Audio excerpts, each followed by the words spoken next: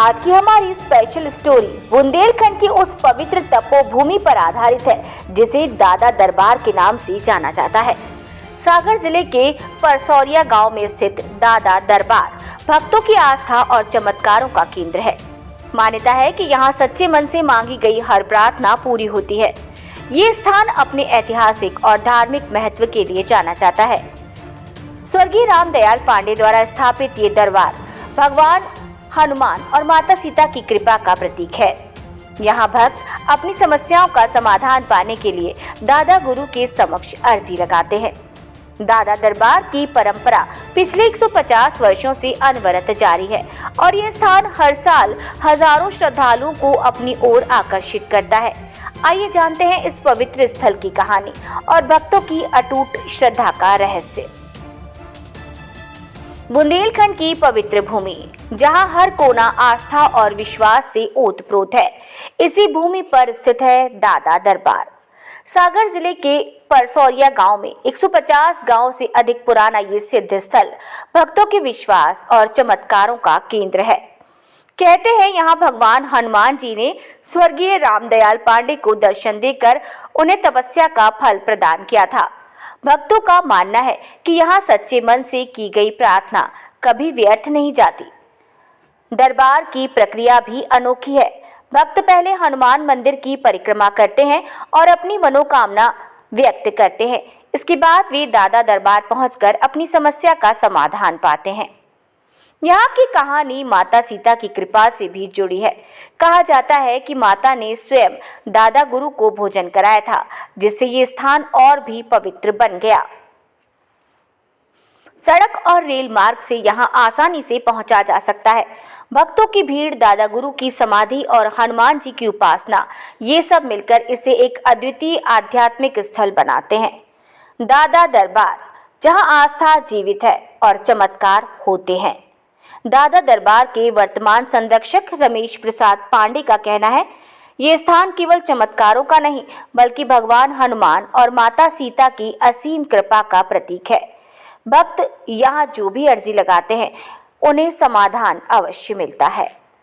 ये जब जब इनने दर्शन और कृपा करी है तो दादा के रूप में कृपा करी है और प्रथम बार आए भी हैं तो दादा के रूप में यहाँ वृद्ध दादा के रूप में, इसलिए इनके से दादा दरबार के नाम से प्रख्यात है। और इनने जी हनुमान जी दादा के ही रूप में दिखे हैं हमेशा। जब जब कृपा करती आती है, मतलब हमारी दर्शन साक्षात्कार होता है तो दादा के रूप में साक्षात्कार होता है, इसलिए हम उन्हें दादा करके संबोधित, इसलिए दादा दरबार के नाम से प्रख्यात है।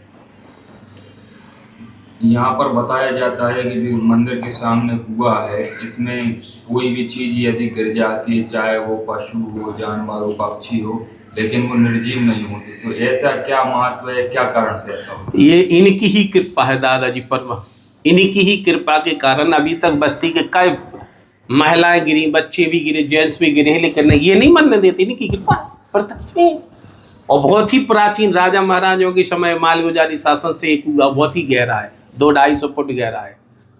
मतलब अभी तक उसका तरी किसी ने नहीं ले पाई कि है कितना गहरा।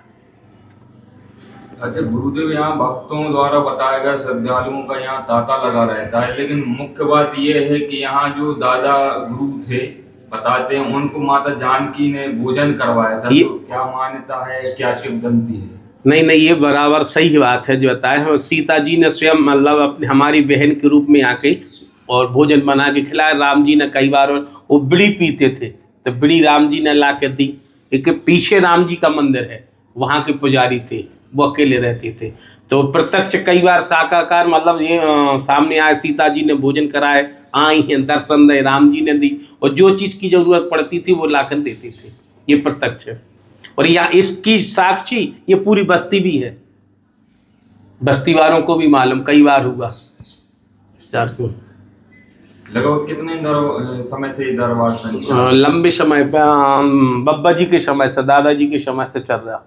मैंने दादाजी ने की, पिताजी ने, बब्बा जी ने भी था, उनके ऊपर कृपा, बब्बा जी ने हमारे ऊपर कृपा की, इनका आशीर्वाद, इनका भी साक्षात्कार है, तो तभी से चल रहे। वो करता सबका मनोकामना पूर्ण करने वाले ये बैठे, यही करते सब। बताया जा रहा है हर वर्ष यज्ञ होता है, कितने वर्षों से यज्ञ हो रहा है? 28-30 वर्ष से हो रहा है। 28 पहले नहीं है, लेकिन 28 साल वर्षों से बराबर जन्मोत्सव मनाती है, यज्ञ बराबर चल रहा। यहाँ दरबार में कैसे कैसे आधार पर अर्जी लगती है? परिक्रमा आप अर्जी सुनते हैं तो लोग मतलब जो भी यहाँ श्रद्धालु आते हैं उनकी मनोकामना पूर्ण होती है, तो कैसे आप मनोकामना पूर्ण करते हैं दादा जी? प्रसाद रख के परिक्रमा लगाते, परिक्रमा लगाने के उपरांत जो भगवान राम जी का कीर्तन करते उनकी सुनाई होती है, जो कीर्तन नहीं करते उनकी सुनाई नहीं होती। और मन परिक्रमा लगाते समय उनका पूरा बायोडेटा निकल आता है, उनको क्या बीमारी है, क्या दिक्कत, घर में दिक्कत है, बाहरी बाधा है या किसी ने किया हुआ है उसको क्या दिक्कत, वो सब समस्या सामने प्रत्यक्ष आ जाती और उसके हिसाब से वो बता दी, उसी के हिसाब से सबको बताते।